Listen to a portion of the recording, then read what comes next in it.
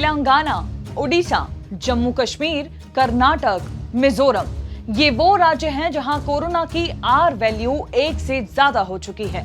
Are value यानी reproduction value, जिससे हमें यह पता चलता है कि किसी एक कोरोना इन्फेक्टेड व्यक्ति से कितने लोग इन्फेक्ट हो रहे हैं।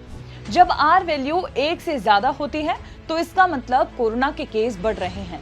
वहीं जब ये 1 से कम होती है तो इसका मतलब कोरोना केसेस भी कम हो रहे हैं। 2 दिसंबर को Indian institute of mathematical sciences ने आंकड़े जारी किए, जिसमें पता चला कि देश की आर वैल्यू 0.95 है, लेकिन कुछ राज्यों में ये आर वैल्यू 1 से ऊपर है।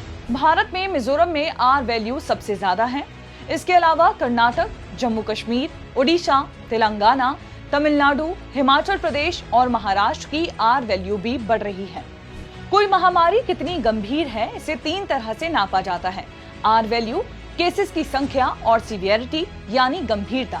जब कोरोना की दूसरी लहर पीक पर थी तब देश में आर वैल्यू 1.37 थी, लेकिन जब ये कम होना शुरू हुई तो केसेस भी अपने आप कम होते गए।